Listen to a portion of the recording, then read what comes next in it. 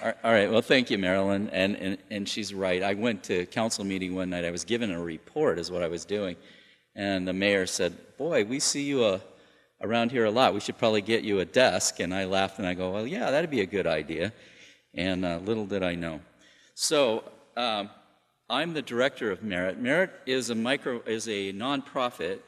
Our mission is to help people explore, launch, and grow small businesses. And we do that through a combination of training and support. And we've been around since 2003. And one of our local founders is the Polk Community Development Corporation. So when we started, we weren't Merit, we were the Marion Polk Micro Enterprise Program, MPMP. And then our board decided we should serve Yamhill County as well. And Marion Polk Micro Enterprise Program wouldn't work in Yamhill County, so we became Merit. So that's a little bit about who we are. I think I have the greatest job in the world. I get to work with business owners, and more importantly, I get to work with the incredible staff that I have. One of the things that I think makes us unique in what we do is that we are a bilingual organization, and so we work a lot with Spanish-speaking business owners as well. And Marilyn mentioned that there are several businesses here in the downtown area and also in downtown Monmouth that started through our program. Now, really, when I say that, I don't mean we did it, because you do it, the business owners do it, but we were there kind of give some guidance and support and direction. So the reason I came today was to talk to you a little bit about money.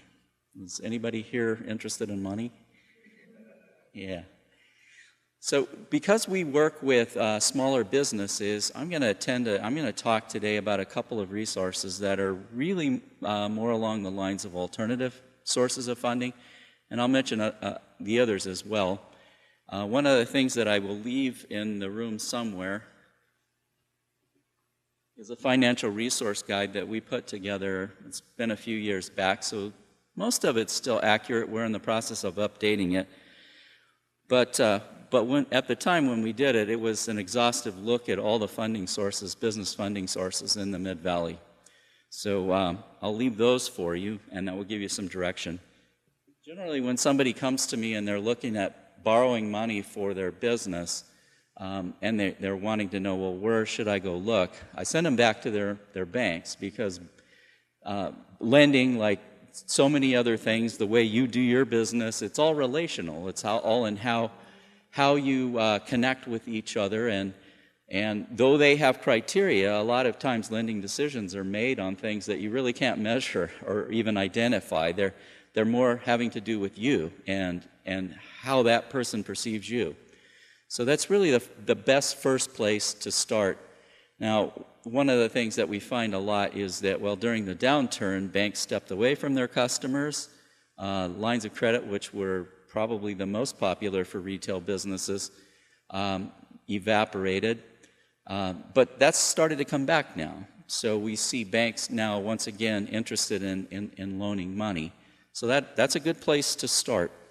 Another place that I would send a person if they weren't bank ready would be to Business Oregon. And Business Oregon has an excellent loan program. It's called the Entrepreneurial Development Loan Fund, EDLF is the acronym there. And those are what they call microloans. They're loans of up to $75,000. So that would fit a lot of business owners' needs, especially small business owners. The thing about this loan is that makes it a little bit special, I think, is that it can also be used for early stage or startup businesses. So we see it used a lot by businesses that are kind of in that starting process. The interest rate is pretty good. It's prime plus 2, so that puts it down there pretty good. You would need a business plan, so they're going to want to see one, and it should make sense. The way that you can apply, you can get the materials online. So this website, Oregon4biz.com, should work. That's Oregon, the number 4, biz.com. If you go there, they have their application right online. It's a PDF that you can download. And inside of that download are the instructions on how to apply for the loan. Now, one of the things you'll need to know is that if you go through that process and you put your business plan together, before they'll accept it, it needs to be reviewed. And the Small Business Development Center network in Oregon is the chosen one. They're the chosen ones for doing that. So start through that process, get your business plan going, then just drop into the Chemeketa Small Business Development Center, which is in downtown Salem on the corner of Union and High, 626 High Street. So that's another option for you. The other options that I wanted to mention, they're more alternative than that. And one of them would be, has anybody here heard of Kiva? Do you know what Kiva is? Anybody in the room? It's a couple of people. So it's an interesting organization. What they've done is that they've focused internationally on sort of a crowd-funded concept for getting money into the hands of really small businesses, micro businesses. So there's a couple of places in the world. I think Kenya is one of the places where they've really focused. And what you might find there is, say, generally it's a woman, and she makes something, and she sells it, and she's the breadwinner for the family. And it often doesn't take a lot of money for her to stay in that business. She just needs the ability to buy some I don't know, fabric or some goods or maybe a piece of a tool or something. So $25, $50 might do a lot for her. And those kinds of loans are crowdfunded on a platform that Kiva, which is a nonprofit organization out of San Francisco, has developed. So people from all over the world will donate. No, you're not donating. You're loaning money to that business. And they aggregate those funds, and when the goal is met, then they release them.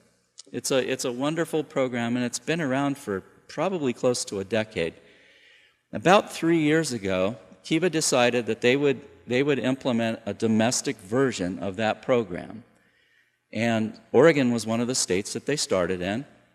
And so now Kiva Zip hosts a platform that can be used for your businesses.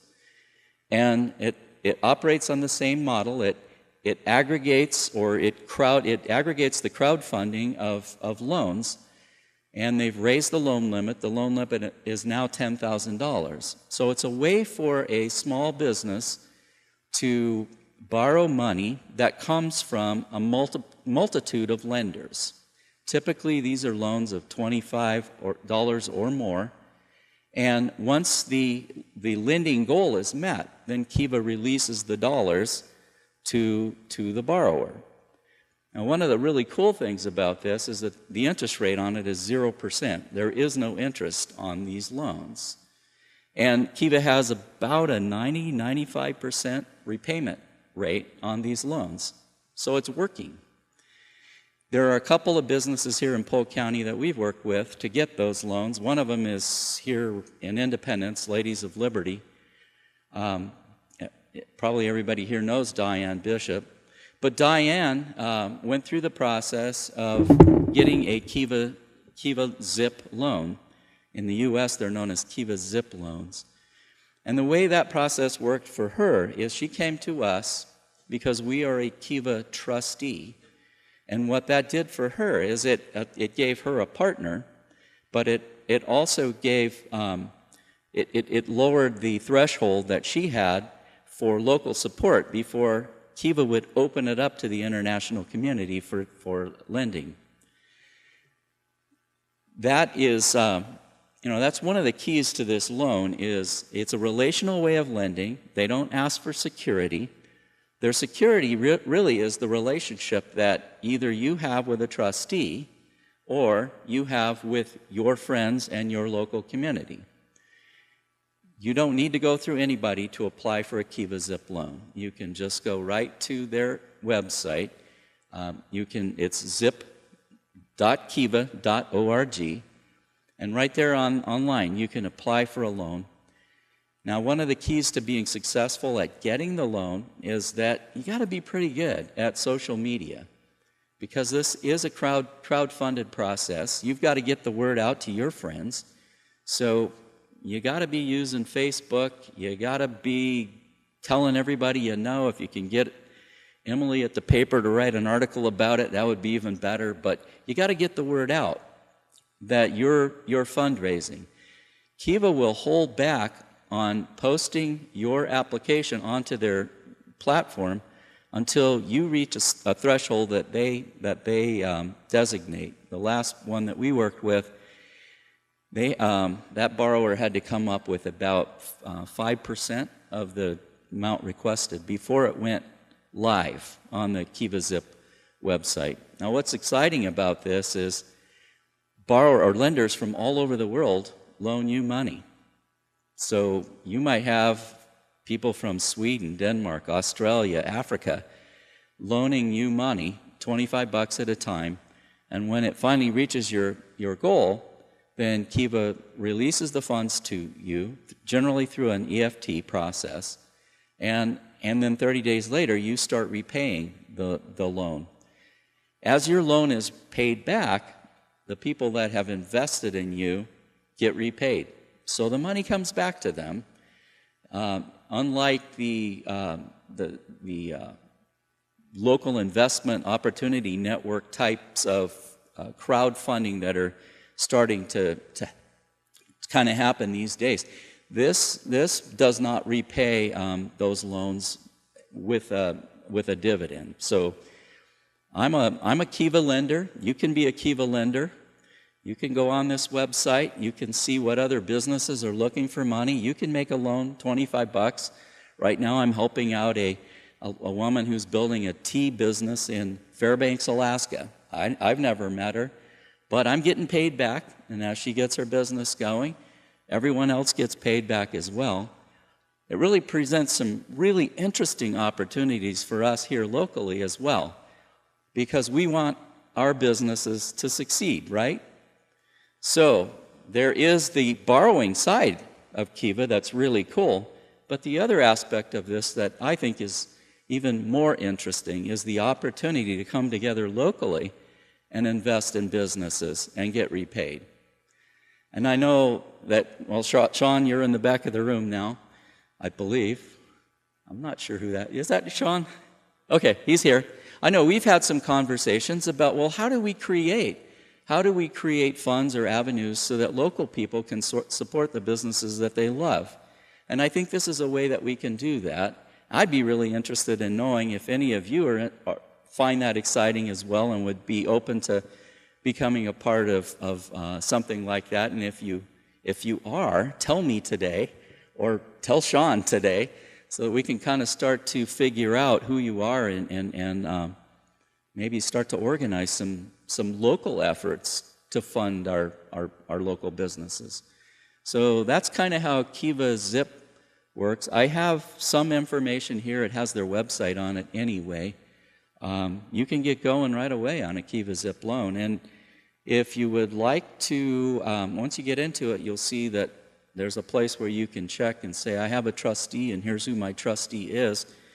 And if you get to that place and that's something that interests you, then certainly let me know, let Mona know, so that we can talk to you about what it would take from our perspective for us to endorse your loan. It will allow you to do that initial fund up more quickly. And we can also assist you with the business plan development, which we can do whether you're going for a Kiva Zip loan or not. If you're thinking about going to a lender, you probably should be putting a business plan together. Not all loans require them, but certainly larger loans, anything over about $5,000 or $10,000, generally you need to at least walk into a bank and have one and show it to them, whether or not they ask you for it. And we can help you with some resources. We've got templates that we can email you and that sort of thing. The other alternative type, am I about done, Marilyn? Just wave at me when my time's up. Perfect, I like that. So the other thing that we have is a partnership with a CDFI. Has anybody ever heard of that? It's a couple of people. So what that is, it's a community development financial institution. It's generally a nonprofit, and they're set up to provide community investment, including business loans. We're connected. We have a partnership with a CDFI out of Portland called MISO, which is Micro Enterprise Services of Oregon. and we do loan packaging for them. Their loans run from about $500 to $50,000. The $500 loans, I think, are really intriguing and something for people to think about, seriously think about, particularly if you've never borrowed money.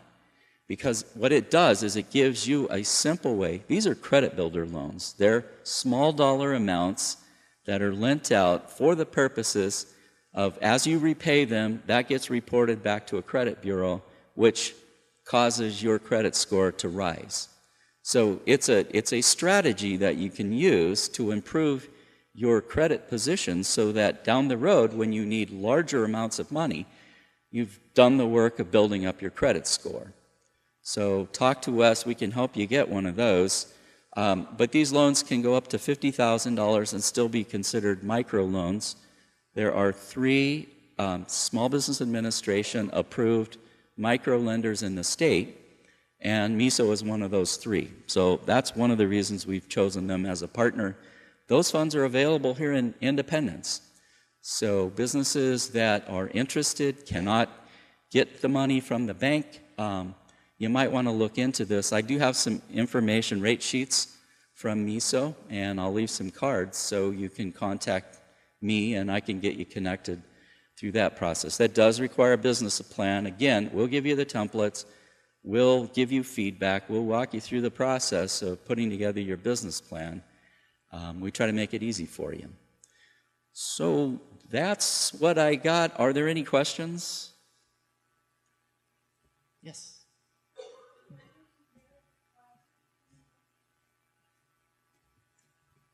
Okay, so the question is classes, merit classes. Yes, there are. They will be in Salem, however. Typically, we're out here in Independence. We do classes over at the community center, and because of funding this year, we haven't been able to do that. But we can. But you can join our classes in Salem. Mona, do you have the dates on the next classes? Okay, you do not. They're coming up quick, so call Mona, 503-584-7314, 503-584-7314, and she'll talk you through getting registered if you've got somebody who's interested. We, in our launch classes, we bring an attorney into the class. We spend an hour to 2 hours just talking about legal formation, leases, IP, intellectual property protection. We talk about those things in class. We have a merchant services provider who comes in, talks to us about credit card options. We bring a bookkeeper in who talks about bookkeeping, and I think you're going to hear from her. So we do a lot of great things inside the classroom. Our idea is to bring the resources that we know you'll need once you get your businesses going into the classroom so you don't spend a lot of time looking around for them. Any more questions? All right, thanks.